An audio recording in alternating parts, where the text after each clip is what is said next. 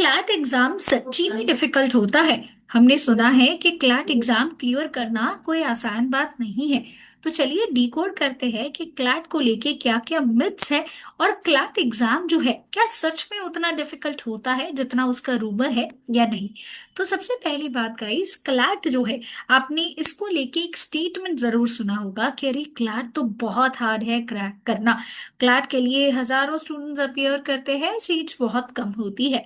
तो इसके लिए मैं सिर्फ एक ही चीज कहूंगी गाइस कि क्लैट एग्जाम हार्ड नहीं है, बट ये एक स्किल बेस्ड एग्जाम है। जितनी ज्यादा आपकी अच्छी स्किल्स होंगी उतना आसान आपके लिए इस एंट्रेंस एग्जाम को क्रैक करना हो जाएगा। So remember, there is a quote. It is not how hard the exam is, but how smart your approach is. That is what is going to matter. तो एग्जाम तो guys कोई भी hard हो सकती है या इजी भी हो सकती है, बट वही एग्जाम में टॉपर भी निकलता है और वही एग्जाम में कोई एक ऐसा स्टूडेंट भी होगा जो जीरो लेके आता है। तो पेपर हार्ड या टफ जो है, यहाँ पे ये चीज का सवाल नहीं आता है। सवाल ये आता है कि आप प्रिपरेशन जो है ये कैसे करते हो, किस तरीके से करते हो और कौन से रिसोर्सेस को रेफर करते हो अपनी प्रिपरेशन के लिए। बिकॉज सही गाइडेंस, सही मेंटोरशिप और सही कंटेंट एक बहुत इंपॉर्टेंट चीज बन जाती है इस क्लैट एग्जाम के लिए। अब क्लैट एग्जाम जो है ये स्टूडेंट्स को डिफिकल्ट क्यों लगती है, पहले ये समझ लेते हैं। देखिए, हर साल ऑलमोस्ट 80,000 से ज्यादा स्टूडेंट्स अपीयर करते हैं और जो सीट्स अवेलेबल है वो बहुत ही कम है। ओवरऑल अगर हम देखें तो सिर्फ 3,500 से अप्रोक्सीमेट सीट्स अवेलेबल होती है और जनरल कैटेगरी के लिए तो लेस देन 1,500 सीट्स अवेलेबल होती है। अब उसमें से भी जो टॉप एनएलयूज है, जैसे एनएलयू बैंगलोर, एनएलयू हैदराबाद, जोधपुर, भोपाल, कोलकाता, ये सीट्स तो सिर्फ कुछ ही हंड्रेड्स में अवेलेबल है। तो यहाँ पे एक बात तो निश्चित है कि सारे स्टूडेंट्स को यहाँ पे एडमिशन नहीं मिलने वाला है। इसीलिए स्टूडेंट्स को लगता है कि ये क्रैक करना बहुत ज्यादा डिफिकल्ट है क्योंकि कंपटीशन ही इतना हाई है। दूसरा टाइम प्रेशर है। टाइम प्रेशर क्यों? क्योंकि 120 क्वेश्चन 120 मिनट में सॉल्व करने हैं। देखिए, अब तो पहले से बेटर हो चुका है।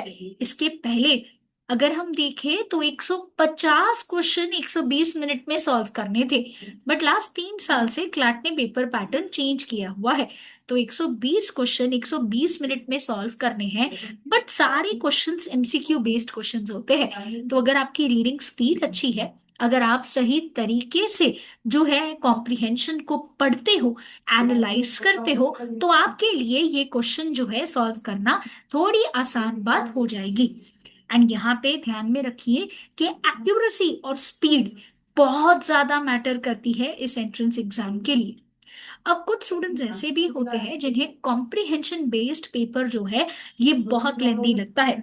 अब देखिए, आपका पूरा पेपर जो है ये कॉम्प्रिहेंशन बेस्ड होगा। 5 सब्जेक्ट्स आपको पूछे जाएंगे और ये पांचों के पांचों ही सब्जेक्ट्स जो है यहाँ पे क्या होंगे, आरसी बेस्ड होंगे।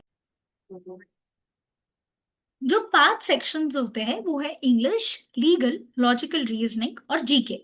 अब जीके का नाम सुनते ही बच्चों के पसीने छूटना स्टार्ट हो जाते हैं क्योंकि जीके बहुत ही अनप्रडिक्टेबल सेक्शन बन जाता है, जहां पे स्टूडेंट्स कितनी भी प्रिपरेशन करके जाए हमेशा उन्हें किसी न किसी तरीके का सरप्राइज जरूर मिलता है।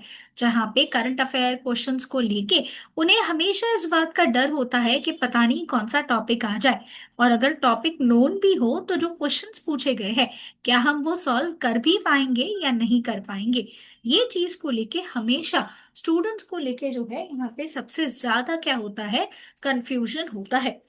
नेक्स्ट अगर हम देखें तो लीगल रीजनिंग वाला जो सेक्शन है, क्लैट कंसोर्शियम ये बोलता है कि प्रायर लीगल नॉलेज रिक्वायर्ड नहीं है, बट बहुत जरूरी होता है कि जो हमें प्रिंसिपल्स दिए गए हैं उन प्रिंसिपल्स को हम सही तरीके से समझें और उन्हें अप्लाई करें, ताकि लॉजिकली हम हमारे आंसर के कंक्लूजन तक पहुंच पाए। यही कुछ कारण है जिसकी वजह से स्टूडेंट्स को क्लैट एग्जाम डिफिकल्ट लगता है। बट देखिए, क्लैट एग्जाम को क्लियर करना यहाँ पे कोई रॉकेट साइंस नहीं है, और क्लैट एग्जाम एक्चुअली एक बहुत ही क्रैकेबल एग्जाम है। जो स्टूडेंट्स को मैथ्स से डर लगता है, मैथ्स का जो क्वांटिटेटिव सेक्शन होता है ये बहुत ही बेसिक लेवल होता है। तो जो स्टैंडर्ड 10 तक आपने मैथ्स पढ़ा हुआ है, मोस्टली डीआई बेस्ड क्वेश्चंस ही आपको पूछे जाते हैं। रही बात आपके पूरे पेपर पैटर्न की, तो आपके जो सब्जेक्ट्स है, यहाँ पे पांचों के पांचों सब्जेक्ट्स एक स्किल बेस्ड क्वेश्चंस है। तो अगर आपकी रीडिंग और रीजनिंग स्किल्स अच्छी है, तो आप डेफिनेटली आउट परफॉर्म कर पाओगे उन स्टूडेंट्स को जिनके पास सिर्फ और सिर्फ थियोरेटिकल नॉलेज है। तो यहाँ पे बहुत इंपॉर्टेंट होता है कि डेली बेसिस पे आप लोग रीडिंग प्रैक्टिस जो है ये करो। और ये कैसे पॉसिबल हो सकता है? न्यूज़पेपर रीडिंग करने से, अलग अलग आर्टिकल्स, अलग अलग एडिटोरियल्स पढ़ने से। साथ ही साथ एक टाइम स्ट्रक्चर प्रेपरेशन स्ट्रैटेजी जो है ये बनानी होगी, क्योंकि सिर्फ एक बार पढ़ने से हम इस एंट्रेंस एग्जाम को क्लियर नहीं कर सकते हैं। हमें कम से कम 6 to 8 मंथ्स का प्रिपरेशन टाइम लगता है, जहाँ पे हमें सही तरीके से प्रिपेयर करना होगा, रिविजन जो है ये करना होगा। साथ साथ एमसीक्यू प्रैक्टिस भी उतनी ही ज्यादा इंपॉर्टेंट बन जाती है, ताकि हमें एक अच्छा स्कोर मिल पाए और हम देश के टॉप एनएलयू में पढ़ने का मौका जो है ये ले सके। सो क्लैट एक्चुअली में क्या उतना डिफिकल्ट है? तो देखिए, सही जवाब है उसका कि कंपटीशन जो है ये रियल है, बट आपका पोटेंशियल भी तो रियल है। आपका अगर पोटेंशियल और आपका डेडिकेशन है, तो आप डेफिनेटली क्लैट एग्जाम को क्या कर सकते हो? क्लियर कर सकते हो। तो कुछ टिप्स आपको दे रही हूँ यहाँ पे क्लैट एग्जाम को कैसे क्लियर करें। तो पहले तो डेली बेसिस पे रीडिंग हैबिट्स डाल देनी है। अलग अलग तरीके के legal news, current affairs, editorials आपको पढ़ने हैं। रेफर करने के लिए अलग अलग न्यूज़पेपर्स जैसे कि the Hindu, Indian express, economic times, आप ये सबको रेफर कर सकते हो। कुछ वेबसाइट्स जैसे कि live law, bar and bench etcetera को आप रेफर कर सकते हो। इसके अलावा हर रोज 2 से 3 आरसी के सेट प्रैक्टिस करिए। रिसोर्स उसका कहीं से भी हो सकता है, बट इंश्योर करिए कि वो क्लैट पेपर पैटर्न के हिसाब से ही है। एंड मॉक टेस्ट जो है ये लेना बहुत जरूरी है। क्यों? क्योंकि मॉक टेस्ट जब हम लेते हैं तो हमें समझ में आता है कि हमारे स्ट्रॉन्ग पॉइंट्स कौन से हैं। मॉक टेस्ट से समझ में आता है कि कौन से ऐसे एरियाज है जिस पे हमें अभी भी क्या करना है? फोकस करना है। तो मॉक टेस्ट एनालिसिस एक की इंपॉर्टेंट पार्ट बन जाते हैं प्रेपरेशन का। साथ ही साथ हमें रीसेंट जो भी न्यूज है उससे हमेशा अपडेटेड रहना है, चाहे वो जीके बेस्ड हो या फिर लीगल बेस्ड हो। इसके अलावा क्लैट चैलेंजिंग है बट इम्पॉसिबल नहीं है। हाँ, थोड़ा टफ है, बट अगर राइट माइंडसेट और अगर स्मार्ट प्रिपरेशन स्ट्रैटेजी से अगर पढ़ाई करी जाए, तो डेफिनेटली क्लैट को क्लियर किया जा सकता है। और इसमें कंसिस्टेंट एफर्ट्स की जरूरत है। आज पढ़ाई की, फिर थोड़े दिन बाद पढ़ाई की, इससे आपकी रेगुलरिटी बिल्टअप नहीं होगी। एक कंसिस्टेंट एफर्ट के साथ क्लैट आप आसानी से क्लियर कर सकते हो, अगर आप सही टाइम पे स्टार्ट करते हो और सही स्ट्रैटेजी से पढ़ाई करते हो।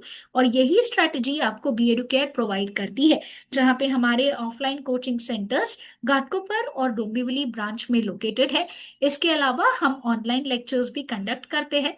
फॉर मोर इन्फॉर्मेशन आप हमें इन नंबर्स पे कांटेक्ट कर सकते हो या फिर नीचे कमेंट बॉक्स में मेंशन कर सकते हो।